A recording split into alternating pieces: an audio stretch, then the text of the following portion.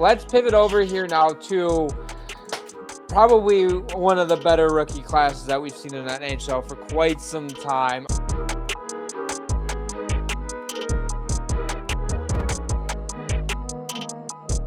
Welcome to another episode of the Checking From Behind podcast presented by DraftKings Sportsbook. I'm your host, Zach, as always, joined by my co-host, Preston. Let me say something real quick. I feel fucking great right now. I know it's 8 o'clock at night. I know I got to be up at 5 in the morning for my lift before I go to work, which, by the way, my new job has been fucking phenomenal, working from home, whatever. But I feel great. I really do. I feel energized, and it's going to be a banger of an episode, Preston. And how are you doing this evening? I'm doing good. Scoreboard watching the Sabres right now. They're playing the Flyers as we're recording. It's fun being able to enjoy watching my team again. You know, it is nice.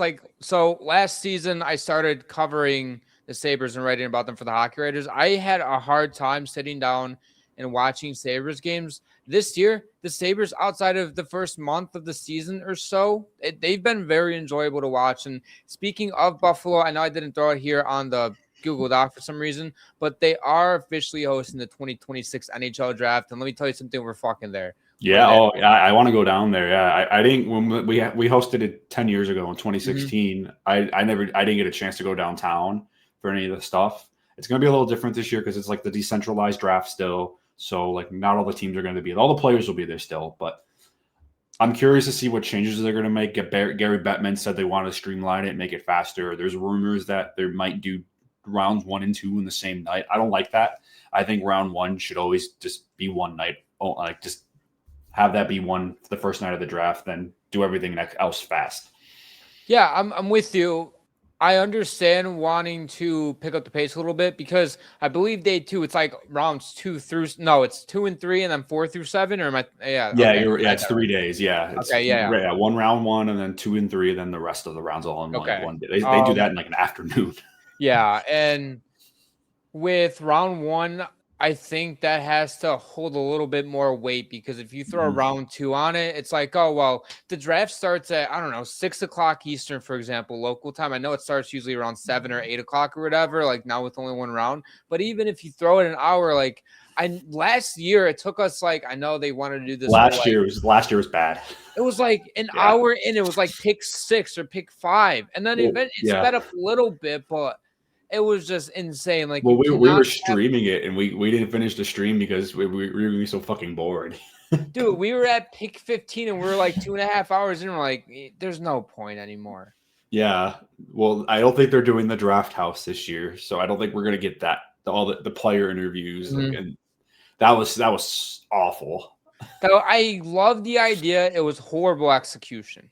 Half the players couldn't understand what they were saying either because they're not American. They're not North American. Well, they don't speak English. Yeah, but it was awkward too because it was all remote, right? Mm-hmm. So you had it was a Zoom call pretty much, and there was a delay in audio. There was one I think where they couldn't even hear. That anything. Was one. I think it was the team couldn't hear anything the player was saying, and they just stood there smiling. Yeah, I'm trying to. Was that Boston? Yeah, I think so. I don't think it was. Did they have multiple ones last year?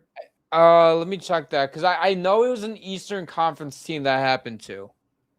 I do recall the Bruins. I think James Higgins, they did get to talk to him. They were able to talk to him. Yeah. Did they have multiple ones last year? Let's see. They had James Higgins. No, they didn't. Was it? I don't know. I know that. Yeah, there was a team that they had bad issues and they couldn't they didn't even do the interview because nobody could hear anything. That was brutal. That was the best part because we got to skip it. Yeah, you know what? That's fair. I did like Matthew Schaefer's though a lot, but outside of that, I was like, I get it doing with the first few picks, right? Because no offense to the guys drafted in later at the end of the first round, but unless you're a fan of that team and you've been paying really close attention, for most people, they're not going to really recognize a lot of these players drafted late's names. There's not a lot of trades going on. I'm not going to sit down and listen to the 30th overall pick do an interview on stage live unless the Sabres picked him or something. If I'm even still watching at that point, you know what I mean? For the top prospects, I understand. Everyone know, for the most part, everyone knows who usually those top 5, top 10 guys are. And then once you get to the mid first round, 15, 16, name recognition just falls off a cliff, and that's when it starts to get boring unless you're like a hardcore fan waiting for your team to draft. And I will say the NFL does a really good job with it, where I know the NHL doesn't want to steal stuff from other sports, but the NFL draft, I do get bored of it because I'm a very casual football fan.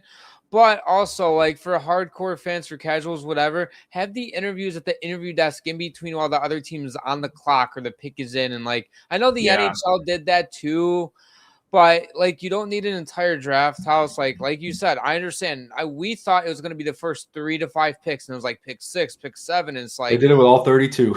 Yeah, and it was too much, and they dragged it on. And if they bring in rounds 1 to 2, they better start that shit at like 5:00 Eastern, or else that's going until like 2 a.m. Well, the problem with doing all the player interviews too is they were doing it on the stage, so they ended up getting super behind in the picks because like every team, got as soon as the one picks in, the next team's on the clock, but they got so behind in announcing the picks because of the interviews. That's where the issue wound up in. I just want another scoreboard check because that Matthias Samuelsson scored. No Austin, Josh Stone. Dude, give me the Norris Trophy. What are we doing? If there was an award in the NHL for most improved player, Matthias Samuelsson would get that unanimously, I think. You know, he would. You know what? Matthias Samuelsson should have the honor to announce the first draft pick in Buffalo. Fucking so pick number 32, actually. Thank you. Yeah, well, just stay on the Sabres just for a little bit longer before we move on to the rest of it. Yeah. Like Samuelson's such an interesting player to me because this is his 5th, 6th year in the league.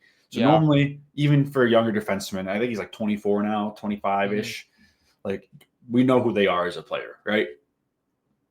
Like unless you were like a top end draft pick, he was a 2nd round pick. Like it was still a high pick, but this is like he's been like a NHL regular for 5 years, and he's been pretty consistent.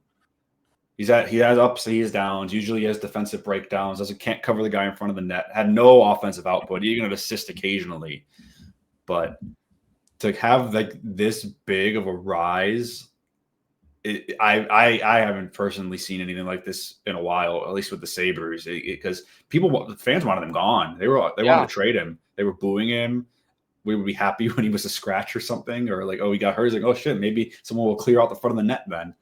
Yeah, he was getting booed the first game of the season this season, and I'm saying I'm Matthias Samuelsson. So yeah, I do agree. When right before he was given a contract, he was great defensively, and we really thought he was just going to be a shutdown defenseman. And then he was dealing with even more injury stuff, and he just wasn't good defensively or offensively. And this season, right now, he ranks in the 95th percentile in overall play, 93rd in offense, and 81st in defense. Dude, it's absurd. It's absurd. He's playing like a number 1 defenseman. And he had 7 goals in his first 222 games played. He has 8 goals this season as of right now. That one against the Rangers, man, that was elite. If you would have told me, like if I just saw that quickly and you told me Samuelsson scored that goal, I would have said bullshit. And you know what pisses me off too? And I'll bring the Red Wings into this as well here real quick. So the Sabres, by the way, the Red Wings right now have 60 points in 48 games, 2nd in the Atlantic. The Sabres are down there in the wild card, fucking jungle, whatever the hell you want to call this shit. Yeah. So when those two teams are finally good, the Eastern Conference is like, yeah, we're all just not going to lose, or they're going to go to overtime, whatever. They're top 6 teams in the Eastern Conference, by the way, over the past couple weeks, it's like an absurd, like 49-1 record or something insane like that. It is like a gauntlet there. Yeah, just looking at the East of the whole, Toronto is back in it now. They saved their season. Boston is on a 4-game winning streak. They're back in it. Florida, New Jersey's finally starting to get their shit together. It's nuts. The Blue Jackets, we'll get to them in a minute. They made an interesting decision the other day, and the Rangers are free falling. Yeah, and we'll get to them here in a second as well. Yeah. Let's pivot over to, you don't have anything else to say about the Sabres, do you? No. Okay, let's pivot over to the Blue Jackets making a head coaching change. They fired Dean Evanson and brought in Rick Bowness as the new head coach. And funny story here real quick is that it got surfaced that Rick Bowness, when he ended up getting a call from Don Waddell, he thought it was about a trade inquiry that Waddell wanted to make and wanted Bowness's expertise on a player. And Bonus went to his wife and was like, "Hey, you'll never guess what happened," and now he's the Blue Jackets head coach. So, It's like, honey, we're moving to Columbus. yes, it's like, yeah, fuck it, we're Columbus. So, I mean, they needed a change though. They did need a change, in my opinion. Yeah, I think this is just like trying to put a Band-Aid on an open wound right now with the Blue Jackets. Yeah. I think it's an upgrade. Bill Bonis is a great coach. I thought he was an amazing coach in Dallas. I thought he did a good job in Winnipeg too. I think the Blue Jackets will play better under him. But I still think it's more of a GM thing than a coaching thing. This team, outside of Werenski, I'd say really lacks a star. Fantilli's kind of gotten stagnant a little bit offensively. They're not super impressive. They're a very physical team, and if they can get going on their cycling and their hitting, they're really hard to play against. But their goaltending is really holding them back. I know you're a Jet Greaves guy, but he's a backup on most teams, though. Well, but he's been really good. Like, he's better. He's playing better than some starters in his league, and he's, been better. And there's only so much also Jeff Greaves can do as well. Like you brought up, they lack a star outside of Zach Werenski. Like, forward-wise, like you said, Fantilli's having a down year. Marchenko's second on the team with 38 points. I mean, granted, they have 10 guys with 20 points, but, I mean, that doesn't mean anything if you're leading the guy right now is you're a defenseman shouldn't lead the league in a team in points by 12 points. Exactly. Like, I get Werenski's an elite player, but come on, I don't know. It's weird to me.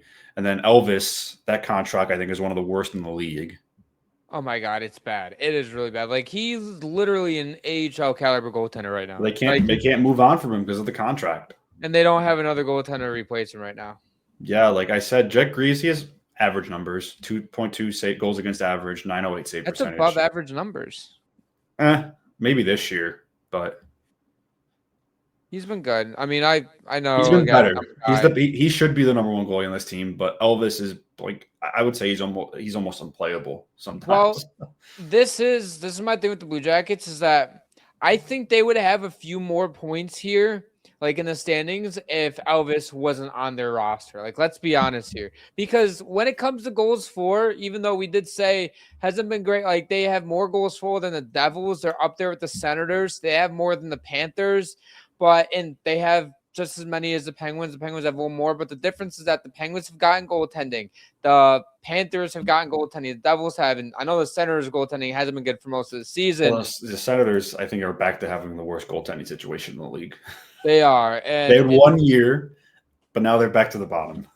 Yeah, I could dive deep into the Senators realistically, but like, I don't know. The Blue Jackets, they do have a ton of holes that I believe they need to fill, and they were coming off a high. I thought they did a good job of not overspending in free agency or in the offseason, going out and trading for big guys on big contracts, even though they did end up bringing in Miles Wood. You ended up also bringing in Charlie Coyle, but those are guys that are both 30-plus years old. Coyle's 33. Those guys are nice depth pieces on a playoff team. Right, and I mean, they're playing in the Blue Jackets' top 6. Like, I did think that this team was on the verge of making the playoffs. Obviously, they missed by a few points last season, but that was also with Marchenko having an insane season. Monahan, when he wasn't hard, he was over a point per game. Fantilli took the next step, and their goaltending wasn't atrocious. Granted, Jet Greaves did kind of carry this team down the stretch in the last, month of the season and almost willed them into the playoff spot. But, that's just going to show you that this team does have some holes. And, I mean, there's stuff to fix here if you're Don Waddell, and I don't think he's done a perfect job. Now, of course, is there more room for him to grow? Of course, but at the end of the day, this head coaching change is kind of trying to get a jolt in the locker room. Be like, hey, you guys aren't fucking playing good enough. All right, he's out. And then, if this team just keeps getting worse and worse, do the Blue Jackets move on from Waddell? That time will only tell. I'm not going to call for anybody's jobs, but I mean, I felt like he brought in solid. What is this? His third year in Columbus? Second or third? I think it's third. Yeah, I think it's his third as well. I mean, he built the most of that Hurricanes team, so that's what Columbus brought him in for.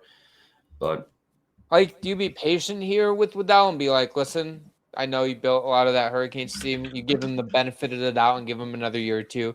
If it doesn't go great, then you can him then because there's only so much time you can wait to. You don't want to pull a Buffalo. Well, I'm not going to compare Waddell and Kevin Adams because Kevin Adams is tiers below Waddell. But I'm saying in terms of you don't want to wait too long with the same general manager just to get the same results, This is Waddell's second season as a GM of the Blue Jackets. So I would give him at least another season. Give him next season too. I wouldn't fire him this offseason then. I'm not calling for anybody's jobs. But what moves has he really made though? Because I know he traded for Mason Marchment, which sure, yeah, he has some firepower. You give up a second round pick in that trade though, which is rough. Might end up being an early second round pick. They do have two second round picks, so I guess they had one to give away. They have the blue second round pick as well. That'll probably be an early one too. Because I'm not too super familiar with their prospect pool. Yeah. There's not really any names that like jump off the page for me. Mm-hmm. Yeah, I don't know. There's some figuring out to go that happened in Columbus. I think this will jolt them for a couple of weeks, but I think they're kind of going to go back to being. I think they're around a 500 team. They're average. They're a mid team. Like if there is one shot for Columbus to get back in the playoff race, it is right now. Listen, they're only 6 points out of a playoff spot. I know a lot of teams in front of them have games on hand. But you know what? Listen, that doesn't matter right now. Just go win games, take it one night at a time, and just hope that teams in front of them start losing. But it's hard to look at teams like Toronto, Buffalo, Florida. Really, those are the three teams that I think are the biggest threats in the East right now in the wild card, like playoff bubble and everything. And obviously, Boston's a very streaky team. They've won 4 straight, like we mentioned. And then who knows? Maybe they'll fucking lose, I don't know, 5 straight next. I'm not saying they're going to, but just pointing that out. I think it is the weird thing with the Blue Jackets is they were in the Western Conference. We'd have a completely different conversation about this team.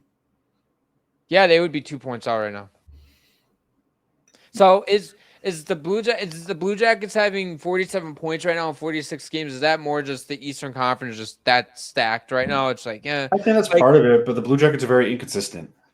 That is true. I mean, we're looking at like in the West, for example, like the Predators have 48 points in 46 games. They've gotten up there. If the Blue Jackets are they're we're talking about the Blue Jackets like, oh, they can sneak in the playoffs. But Eastern Conference, you're going to need like 95, 96 points to probably be wild card 2. Whereas in the West, you'll probably need 89 points if I had to guess, 90 points, something around there. So it's tougher competition. It's just tough for me to like look at the other teams in the wild card contention and put Columbus above them because I don't think they're better than the Bruins. I don't think they're better than the Maple Leafs. I don't think they're better than the Sabres.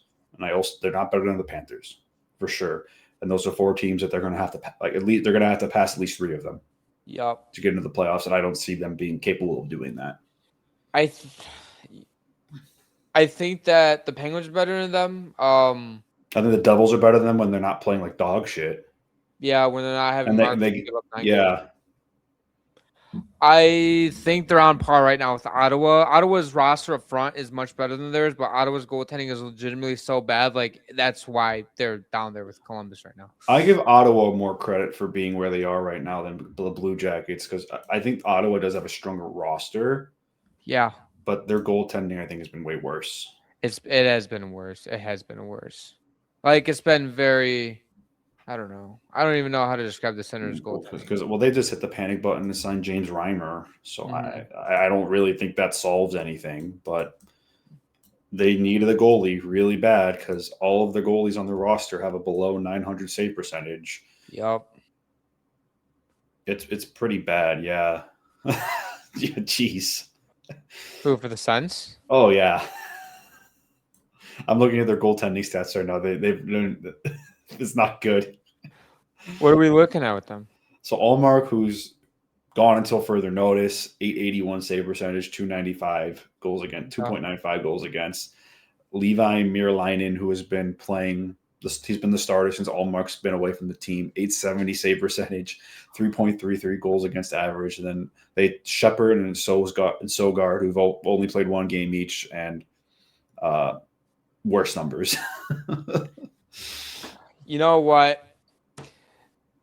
I don't know. They got to figure it out. Because And up front, like we've said, they've been solid. But goaltending wise, they've been good. And they're with Columbus with really bad goaltending. So both got to figure it out. At the end of the day, too, like, I don't know. It's just the bottom of the Eastern Conference. We're starting to see a little bit of separation. I expect the New Jersey Devils to kind of hang around for a little bit. But if Ottawa's goaltending is this bad, if Columbus just is playing very inconsistent, and obviously the Rangers have 2 regulation wins or something like that. And I think by the time when we get to the Olympic break, I think we'll know who like the legit playoff contenders are, like the wild card contenders are in the Eastern Conference. I think you're going to see a separation. I think we'll finally see a separation. Well, because a lot of them are playing each other now. Like it wasn't Mhm. like I feel like in the first part of the season, like it was a lot of East versus West games, and the East won most of those games. Yeah, we saw a lot of Eastern Conference teams go on West Coast trips too. Yeah, And I think the Olympics kind of changed everything because I think they wanted to minimize travel after the Olympics as much as possible. I mean, teams don't like going on like really long road trips. Like the Bruins don't want to go on a Western Canada trip in late March, right? right. In a playoff push. I don't know how much teams control that, but it seems like a lot of teams got done with that earlier, and a lot of Western teams are coming to the East sooner. It feels Well, like. that's what usually happens every year. We see like these Eastern Conference teams go out west in like October, November, and then we'll see the Western Conference teams come out in December and January, and then you leave February through April for a lot of those interconference games that can help decide playoff seeding and And I'm a fan of that. I honestly think the last couple months of the season should really only be interconference games. a lot of it is too. Obviously, not all of them Yeah, you are. can't have all of them. It's just, scheduling is never going to be perfect, but I think it's really important to have like a lot of divisional games and a Oh, it lot of is interconference games later in the season that have like way more playoff implications. Like the Sabres play them Canadians 3 times in this month. month. Yeah, Um, we still played. those are all like big games for both teams because the Sabres beat them 3 times or 2 times. They're just gaining points straight up on them. The Right? Sabres still have 4 games against Tampa, another 3 games against Florida, another 3 games They against play Detroit. Detroit again. They played. I think they haven't played them. I think they played the Maple Leafs once this year. I think they've played them a couple more times. Yep. They got to play the Bruins again. They haven't. I don't think they played Pittsburgh yet this season. Nope, they have to play them a couple times. I think they played them once actually. I think, Did they? Could be wrong, but I have no idea. Yeah, because I got mad because I think the Sabres like played like shit, and they lost. That was early season Sabres. Oh, yeah, of course. That's a different team. This episode is brought to you by DraftKings Sportsbook. The jaw-dropping moments that make hockey. You know the ones, the overtime snipes, the impossible saves, the hits that shake the boards. And now you can experience them all in a whole new way with DraftKings Sportsbook, an official sports betting partner of the NHL. And now, DraftKings Sportsbook is now live in Missouri. That means you can get in on the action right alongside the rest of us. And new customers can bet just $5, and if your bet wins, you'll score $200 in bonus bets instantly. That's right, turn a single shot into a full-on highlight reel of bonus bets. Download the DraftKings Sportsbook app and use code THPN. That's code THPN to turn $5 into $200 in bonus bets if your bet wins. In partnership with DraftKings, the crown is yours. Gambling problem? Call 1-800-GAMBLER. In New York, call 877-8-HOPE-NY or text HOPE-NY. That is 467-3669. In Connecticut, help is available for gambling problems. Call 888-789-7777 or visit ccpg.org. Please play responsibly. On behalf of Boot Hill Casino and Resort, Kansas, fees may apply in Illinois. Must be the age of 21 years or older. Age and eligibility vary by jurisdiction. Void in Ontario. Bonus bets expire 7 days after issuance. See sportsbook.draftkings.com/promos for details. NFL Sunday ticket offer for new subscribers only. Auto renews until canceled. Digital games and commercial use excluded. Restrictions apply. Additional terms at youtube.com/go/NFL Sunday ticket/terms. Limited time offer. All right, quick timeout before we get back to the action. This episode is brought to you by W Energy. Listen, hockey's fast, and whether you're breaking down plays, yelling shoot from the couch, or just getting in a workout, you've got to stay sharp. That's where W comes in. Clean energy with zero sugar, no crash, no artificial flavors or dyes. Just 150 milligrams of caffeine per serving, about 2 cups of coffee's worth to keep you locked in and ready to go. Personally, I use W before the gym, on the ice, and even when prepping content for the pod. If you need that extra spark, whether you're grinding through work, lifting, or lacing up the skates, W's got you covered. Head over to w.gg and use code CFB Pod for 10% off your order. That's w.gg, code CFB Pod for 10% off your order. Fuel up, stay locked in, and let's get back to the episode. Let's pivot over here now to Probably one of the better rookie classes that we've seen in that NHL for quite some time. A rookie check-in, usually every single season, about halfway through. We take a look at the rookies that go in depth. I know we glaze certain rookies. I've glazed Schaefer, Celebrini, but also we got to talk a little bit about the other dark horses. I know Schaefer and Celebrini are having a great, great season. But Ivan Demonov's playing great. Beckett Seneca's playing great. Ryan Leonard has played really well over the last month and a half. And a dark horse here, Oliver Kapanen of the Montreal Canadiens, is playing really well, Dude, too. how set are the Montreal Canadiens, man? Dude, you have two rookies right now in the top 5 in rookie points. And it's not like it's some slouching numbers either. And then now you have that roster that like Lane Hudson, Cole Caulfield, Suzuki, etc. The rest of the gang.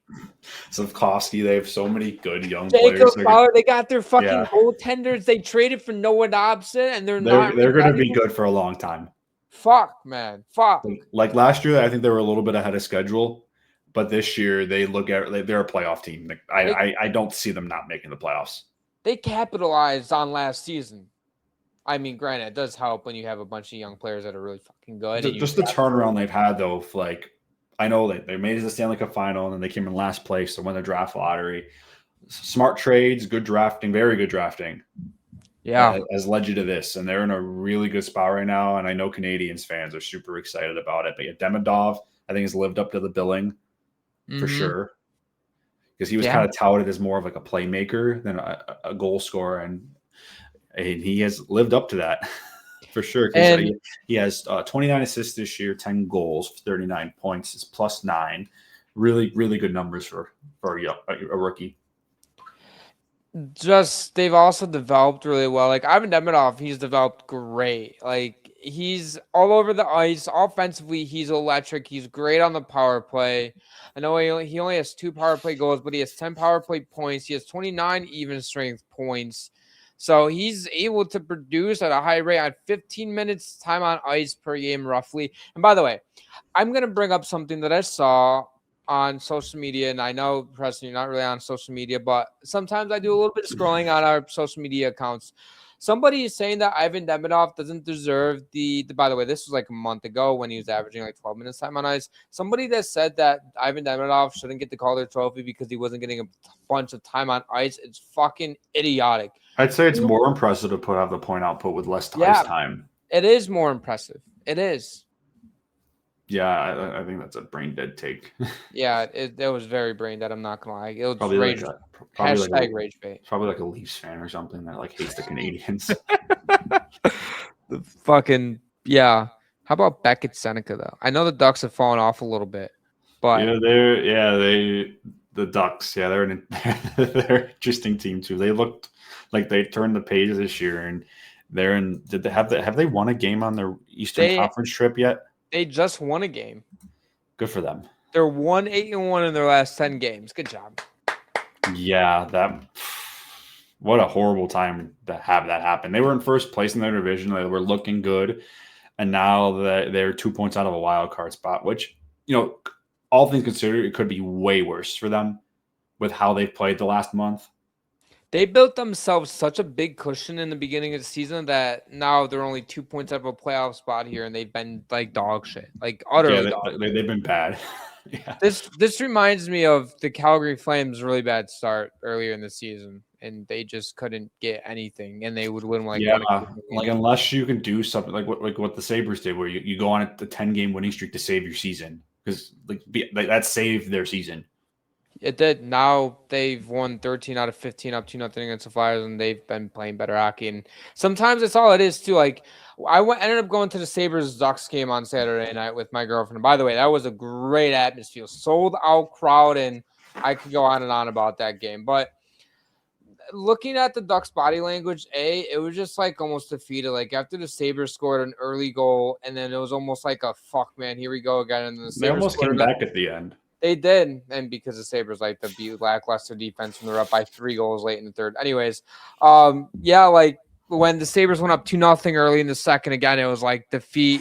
And also kept him in that game. I will say he played really good. I know his stats haven't reflected of, him and his play and stuff, but there's a lot of defensive breakdowns with this young Anaheim Ducks team, and they're still trying to find their game. I know they overperformed earlier in the season, and I know we were supposed to talk about back at Seneca, but pivot over to the Ducks real quick. But like, they're still a young team, right? They were ahead of schedule earlier this season. They were only supposed to be projected about an 82 to 84 point team, and right now they're on pace for roughly 84 points. So, did their hot start heighten expectations? Yeah, and do you not want to collapse like that? Yeah, but at the end of the day, too, like preseason expectations compared to now, I think they're just right on track. And obviously, again, you hate to lose like 15 out of your last 19 games or whatever ridiculous numbers it is for the Ducks, but they'll get back in it. It's just one of those things where they're in a slump right now, a really bad one. Yeah, I mean, they're definitely not out of it by any means. Like, they're still very much in the thick of things. I mean, they're not even that many points out of getting back into the top 3 in their division. Mm-hmm. So you have a good couple of weeks, and who knows, like having that really good start of a season can really benefit you and just build a little bit of a cushion just in case.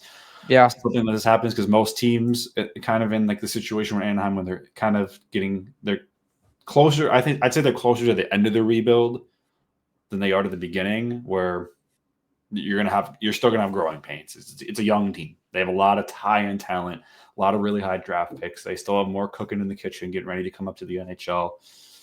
So I think it's good for them to go through kind of these pains, and I'm really interested to see how they respond to a really rough few weeks.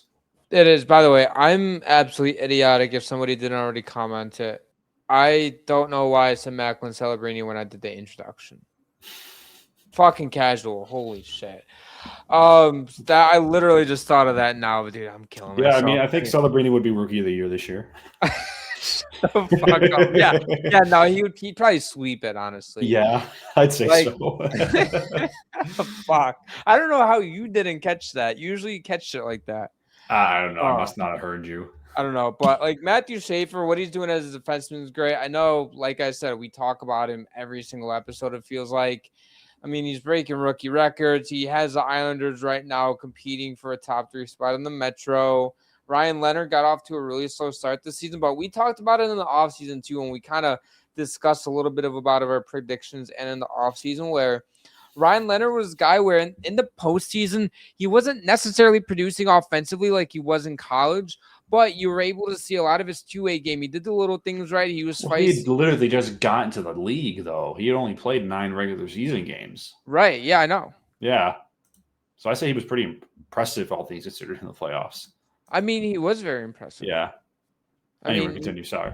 No, you're fine. He just does all the little things right, and now you're looking at a guy that's being rewarded offensively. He has 9 goals, 19 assists here for the Capitals, and the Capitals got off to kind of an underwhelming start, and it was almost like was last season a flash in the pan, and now they're not going to go out and win the President's Trophy, but they're at 54 points in 47 games. They've kind of gotten rolling a little bit here, even though they're only 5-4-1 in their last 10 games, but they're back in a top 3 spot in the Metro. They could honestly pull away from the Flyers here if they can string a couple more wins, and if the Flyers do what we all think they're going to do and just fucking collapse like they do every single season at this point after the first half. So they've been good, and Ryan Leonard's been one of the reasons why. So yeah, Washington's a solid team. They have a pretty sound roster here and there. I think last year was kind of an outlier just because they had so many goals from the defense last year. Mm-hmm. It was actually insane. Like Jacob Chikrin was unreal last year for them on defense. He's having another good season this year. So unreal. He's having a career year offensively right now. And he had a career last year. He had 20 goals. He has 15 already this year. Yeah. Insane. And talking about the rookies as a whole, I know we could talk honestly about 20 rookies that are actually playing good hockey right now, but that we'd be here for 6 hours. But the rookies as a whole, like, you're getting a lot of production from guys. Now, you're not going to have every single rookie fucking put up 50-point seasons, 60-point seasons. These guys are rookies. They're not going to do a whole lot. I do remember, though, beginning of the season, Emmett Finney was playing with Dylan Larkin on the top line. I was like, this guy could be a dark horse. I was like, this guy could be a dark horse for the Calder, and I don't think I had him on my fantasy team during that hot streak, so he helped me for a little bit. It felt like he was getting a point every single game at least. Yeah, he's coming back down there. He's still having a solid rookie year, but yeah, he's not going to win Rookie of the Year. No, he's not. I mean, he did have he's having a very, very solid season. So yeah, I mean, no, he'll be good. He will be. I do want to get in here a little bit. The New York Rangers. How about them Rangers? The downfall just keeps getting worse and worse and worse in the Big Apple. Mike Sullivan can't figure it out. It's rough for Chris Drury. This team sits last in the Eastern Conference. Igor Shesterkin last week, lower body injury, fucking IR. Adam Fox, literally the same. I don't know about the same game, but like the day after, 2 days after, IR. They can't score. JT Miller, when he got asked a question or whatever, I forgot what the question was. He just goes, I don't know, man. I really don't know. And this was like some important. Actually, I'm going to look that up real quick. The thing with the Rangers for me is like they are so bad at home. Very bad. The only team in the league that has a worse home record than them is the Vancouver Canucks, and they're in last place in the NHL. They are the Rangers are 5-12-4 at MSG. They're really bad. They're pretty solid on the road. I know they were kind of lights out on the road to start the year, but if they're 15-9-2, but they're horrible at home. Igor without Quick's a fine backup.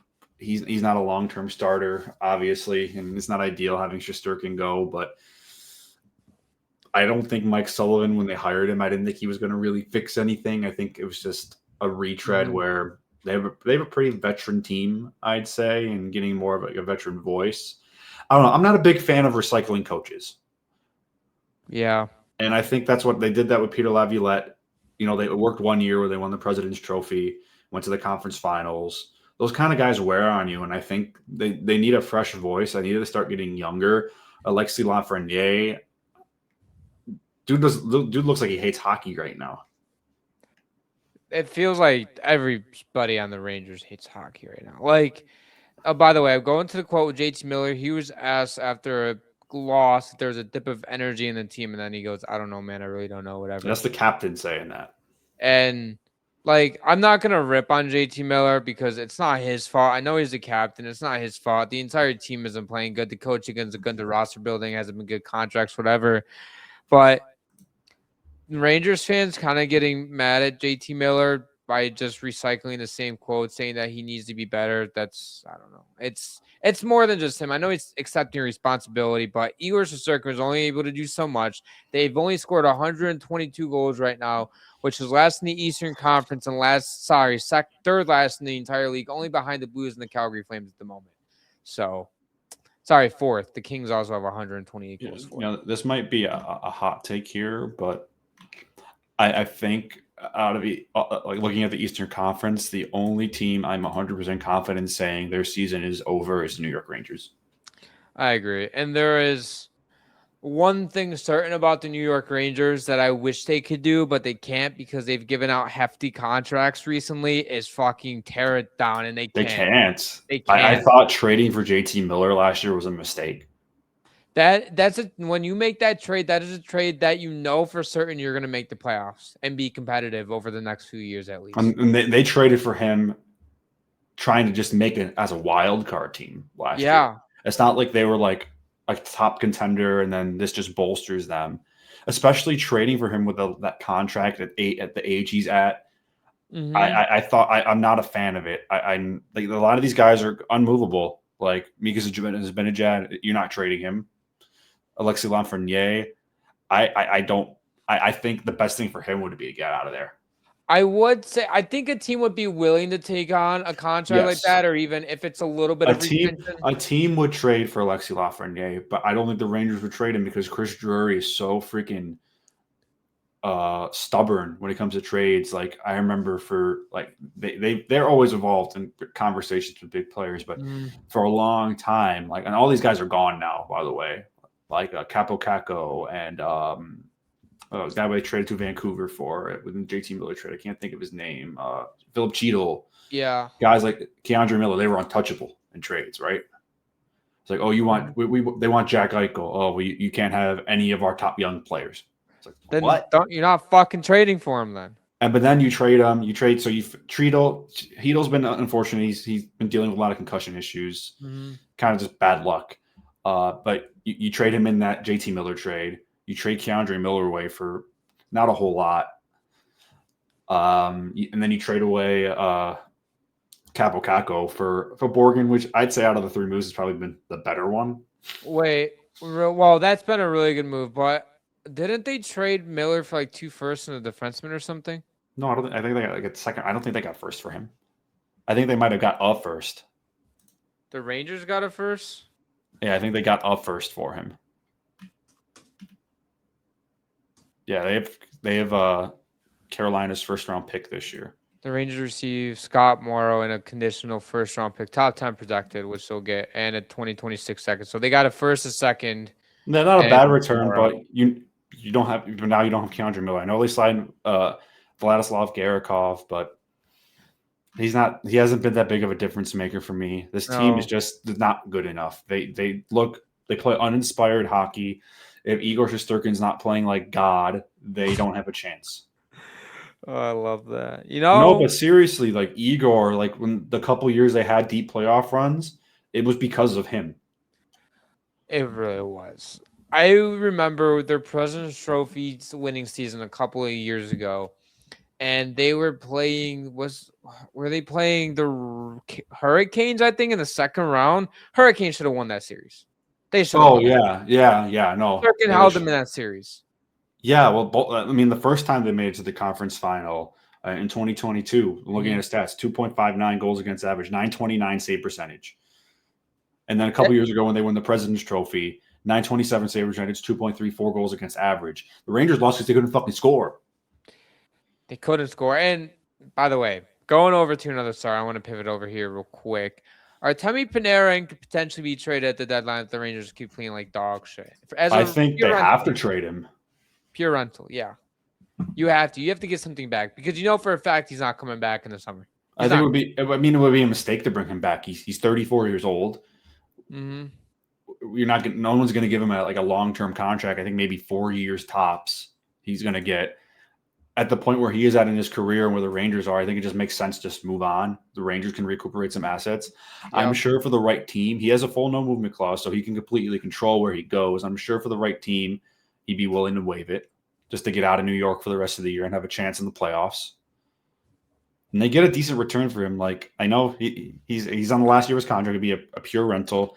He still has 50 points this year. Mm-hmm. He's starting to slow down a little bit, but he's still a great player. He great on a power play still. Great vision. No, the Rangers if the Rangers are serious about fixing this, then you have to trade him. Trade him, please. And it's just for both teams' sakes. Like I've heard teams like Colorado rumored into trading for him. No. We can't let that happen. Imagine. We can't let that happen. I've heard Buffalo rumored in there with the JK, thing. What other teams have I heard? I've heard Florida. I think would be a lot of fun if Carolina found a way to get him. Dude, if Carolina found a way to give them the fucking Stanley Cup. Well, they tried the last couple of years to get a scorer, like a high-end offensive player like that, and they couldn't get him to stick around. Well, I mean, if Panarin gets traded, when he does, in my opinion, he's just a pure rental, so it doesn't matter. Can you imagine if the Hurricanes could have found a way to keep Rantanen in, though? Oh. That they would be sick nasty. I mean, they are a great team, but Rantanen is just on another level. If you want to talk about two teams that are in bipolar opposite things, is the Hurricanes, they have everything but a goaltender, and the Rangers only have a goaltender. Should trade Igor then. Yeah, fuck it. Freshly signed a $8 million deal, whatever. $11.5 million deal. I can't even begin to imagine what they'd get for him in a trade. You know what's crazy? Call me crazy. I think before the end of the deal, eventually Shesterkin will at some point be bought out. I mean, who knows? Bought out. He is 30 years old right now, and he has the full 8 years left. Unless he completely shits the bed and starts playing horribly, they're not buying him out. Anything can happen. I know it's 8 years on the line. I thought you said trade, and then I heard you say buy, and I was like, huh? I mean, I guess trade, yeah. But if the Rangers traded Shesterkin, I think their fans would set MSG on fire. I remember us talking about it last season where it's like if Chris Drury does not bring back Shesterkin and does not do everything in his power to bring him back, he's getting canned right away, and he better fucking go underground because Well, I think he's getting canned this year. I think there's What? no way I think there's no way Chris Drury keeps his job after this season. If he gets canned, I won't be shocked. If he doesn't, I'll be like, dude, what are we doing? We're on serious franchise New York. I think Mike Sullivan is a one and done. I think they should fire him at the end of the year. Get a younger voice in there, a newer voice, and I think they need a new GM with a new perspective. You got a clean house, front office wise, in my opinion. They had their window, they had their chance, and I think that window's starting to slam shut on them. They identified their core. They extended the guys they wanted to keep around. They traded away a lot of their good young players for rentals or bad contracts, like JT Miller. Like I think JT Miller is a good player. I just don't think the Rangers needed him. No, they didn't. And this sucks if you're a Rangers fan or in the Rangers organization because this team had a bright future just even 3 years ago, 4 years ago, and they could not develop these players correctly and use them correctly. And now that's what happens though when you keep hiring these old timer coaches. Yeah, they went from Gerard Gallant to Peter Laviolette to now Mike Sullivan. Players not really known for developing young players. And this all started. Now it's not Laviolette's fault. This all started when they really did bring in Laviolette because when Gallant got fired, it was well, he doesn't work with younger players. When you looked at his success in Vegas, there was a lot of guys that were in their mid to late 20s, early 30s, whatever, that were just in their primes or whatever, just entering, not like 18 to 22-year-olds. Like the Rangers had a surplus of them, right? And then you brought in Laviolette, and it's like the same thing. Like, why is he getting hired? Like, no offense to Laviolette. He did a solid job except getting a Stanley Cup, but like he couldn't develop guys. And then obviously bringing in Mike Sullivan that, sure, if you hired him 10 years ago, he can develop these players, but it's not 10 years ago when he won back-to-back cups with the Pittsburgh Penguins now, right? It's 2026 now, 2025 when he got brought in. So, yeah. That's my take on it. Rangers need to blow it up, but they can't really right now. If I had a bomb explosion sound effects, I'd play it right now. But I think trading Panarin is a good way to start. I think that's the only way to start right now. But I don't even know how much they get for him, honestly. Sorry, fuck, I'm yawning. I don't know. Because Panarin, I think there's a way that a team will give up a decent haul for Panarin, but also 34 years old, making 11.642. Like, but how many teams would be willing to give up like a really good prospect for a pure rental? Like I get trading draft picks, but like I'm not sure. I'll give you a list of teams. I'm gonna ignore the cap here because right now I know that's another issue too. Is the cap. So contract. With my answer here, I'm ignoring the cap, even if teams are over the salary cap right now or like have 100K. So teams that would trade any future assets for Panarin, I think the Lightning would. Mm-hmm. I think the Hurricanes would. I think the Avalanche would. The Avalanche would. I think who else? The Panthers would. And can you? But those are all teams purely like our Stanley Cup window is wide open right now. Can I make a bold take here, and like because they just have a surplus of guys, I think the Sabres could trade off some. I don't think it makes sense for the Sabres to give up young players for a rental. Well, I don't think it makes sense in terms of, well, he's just gonna walk anyways. But I look at the JK connection. He did it in Columbus, but also they have a lot of surplus. Like, do you throw in a guy like Isaac Rosen? Is like. Use him as a trade piece. He doesn't have room on this roster unless he just. I don't know. I'm not willing to trade a player like that for a pure rental player. Because I would offer a guy like Isaac Rosen, but I also But let's I be wouldn't. honest here. Like the Sabres aren't winning the Stanley Cup this year, right? Well, I know, but JK did the same thing in Columbus, and But that was very different though, because that was like 10 years ago. What does that have to do with anything now? But Panarin was a lot younger. They had a chance to sign him long term and keep him as a Blue Jacket for like 10 years. It just didn't work out. That was Well, like yeah, a it didn't work calculated out. risk. Like when they traded for them, though, they had 2 years with him at least.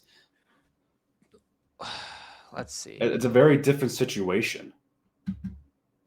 It is very different, but I'd say it's more comparable when like Columbus traded the house for Matt Duchene, and then they tried to keep him and they couldn't. Just to lose in the second round. Like they were that desperate to win a playoff series because they knew Panarin was leaving and they knew Bobrovsky was leaving. So they traded a bunch of stuff for Matt Duchene. I think that only hurt them in the long run. And then they couldn't keep him around. Sometimes you have to take a swing. And well, my thing with this, I know I don't want to get too deep in the Sabres because I still have to move to the Western Conference here. But if you, let's say you do trade Isaac Rosen, by the way, Constantine Helenius, he's untouchable. I wouldn't even sniff a trade with him. I'm fine with trading Rosen for like a guy that's going to be there for a couple of years that helps the team for more than just this season. Actually, speaking of, okay, I know we're getting, actually, let me move on to the Western Conference and then I'll get back on track to what I'm going to say here. The Western Conference, Colorado, I think Dallas would. Vegas would, Edmonton would, and that's really it in the West. Well, yeah, those teams, like those are cup contending teams, though, right? Where like their goal is to win the Stanley Cup this year. The Sabres' goal this year is just to make the playoffs, which is a starting point. Definitely a starting point. Like if the Sabres were like first, like top 3 in the Eastern Conference, yeah, it would make sense. But you're fighting for a wild card spot and trading for for any wild card teams. I think it's a very short-sighted move. Like when the Rangers traded for JT Miller. Yeah, it helps you right now, really, but what about in a couple years? So are we thinking that it's going to bite them in the ass hold on, because actually I got to bring something up real quick because I know what thought process you're coming from because Jason Zucker, he's 33 years old, right? I mean, outside of that, they don't really have a bunch of guys, but you still have to figure out the Alex Tuch stuff.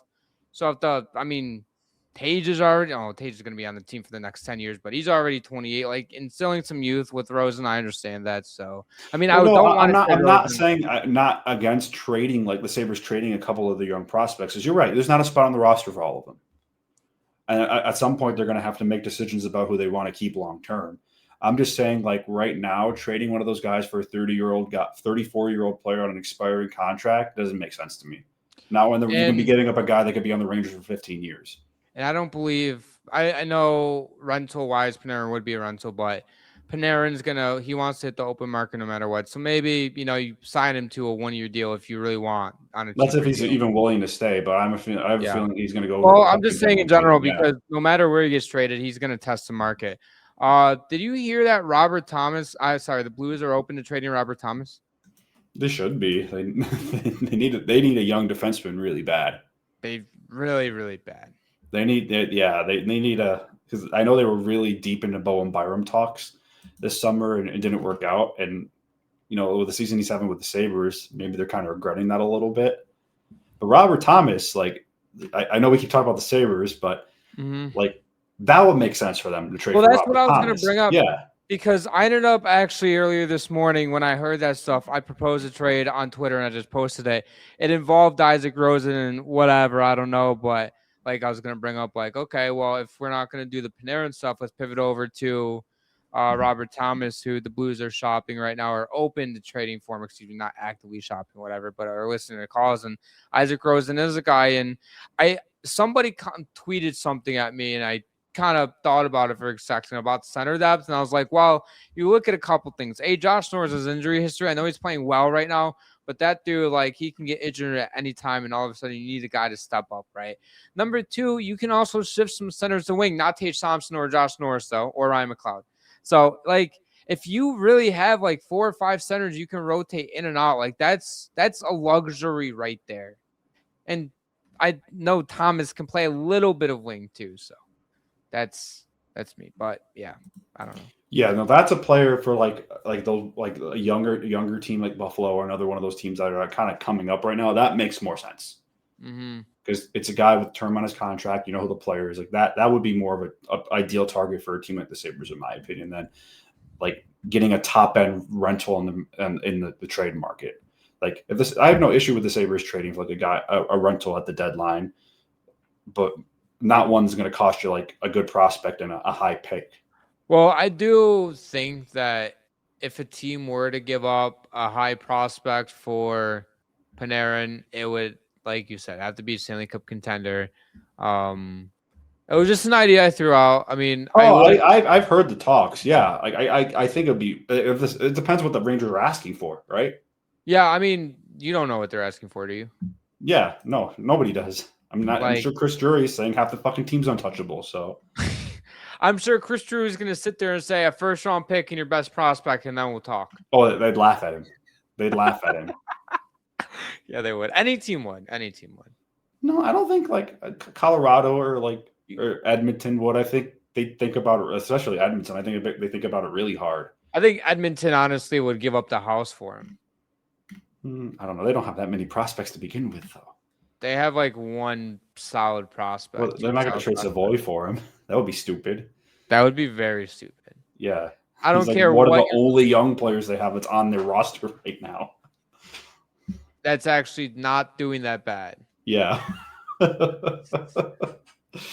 don't know. The trade deadline is going to be very interesting this year. I think it's going to be much more of I don't think there's going to be a lot of sellers. So I think the few players, but there's not that many great players available.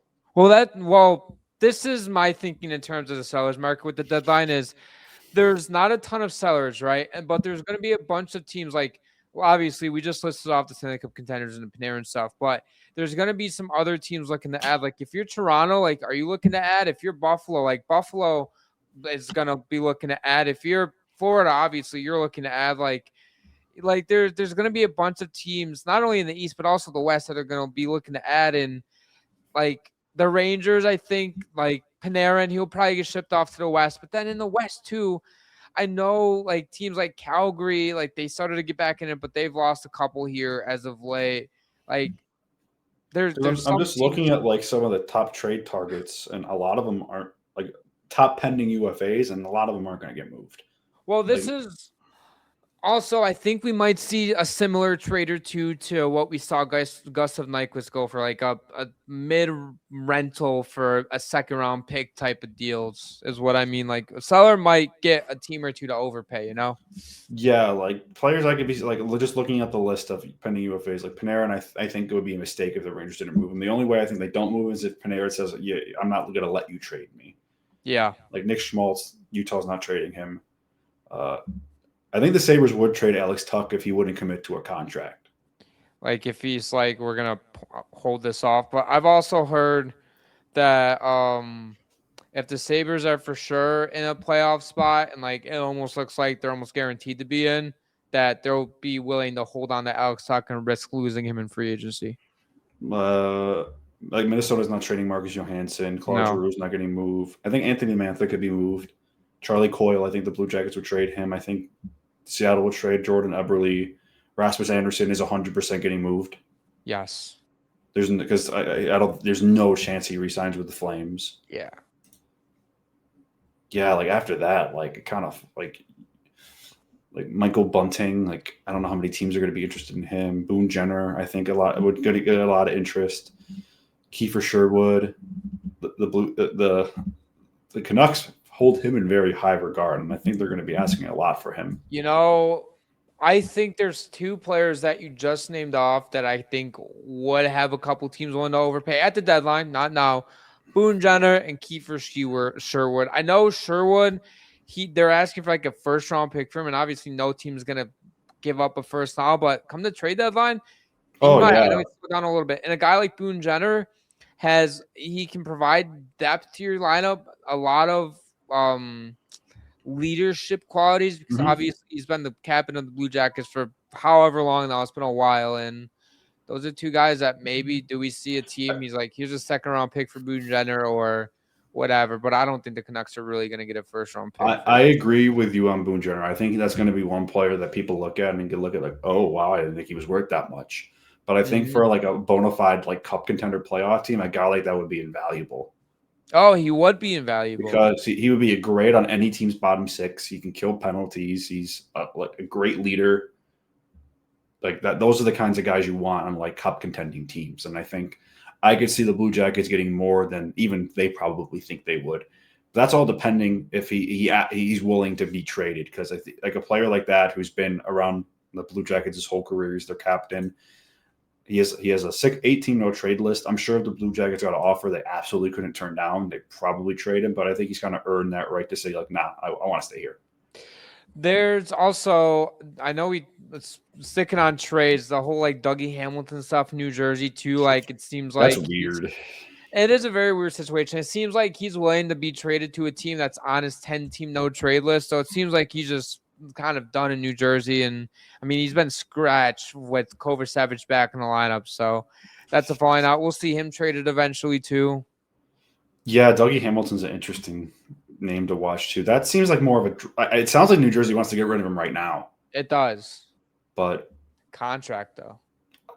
Yeah, it's gonna. That seems more like a draft trade to me, like around then. But it's also a trade too where you don't want to be like just trade him because you don't want him on the team anymore. It's like, well, get the value that you think he's worth in a trade, right? If you have to wait until the draft, then do it. Like the only comparable I could think of is like Seth Jones getting traded last year, where everyone was thinking like I know I was at least thinking this was like, well, he's got a lot of term left on his contract. You know, he's getting paid a lot. He's kind of an older player. This makes more sense to be done, you know, after the season where teams are planning out their cap allocation for the next couple of years and they have a bigger idea, big picture money than, you know, being traded on a whim at the deadline. But that I could see something similar to that happening with Dougie Hamilton, though. It very well could. It very well could. It could be a last second trade where it's like, fuck it, here's this, and the Devils are like, all right, we like that, and you know. But I think like with them just being so obvious about wanting to move him, I think that makes them lose a little bit of leverage in trade talks because teams know they're just looking to get the salary off the books. Yeah, I mean they lose leverage, and okay, well, he's just going to be sitting on the bench the entire season unless there's an injury. His salary cap's high, like that's a hefty contract, and you guys don't want him around. Like here's, you know, this, right? So, I don't know. Interesting. It is going to be interesting. Well, ladies and gents, that's going to end it for today's episode. If you guys enjoy all of our content, head over down to the description below. Subscribe, notification bell, follow us on Spotify and Apple. Check us out on all of our social media platforms. New episodes every single Sunday and Thursday at 7 p.m. Eastern, and we will see you guys in our next episode.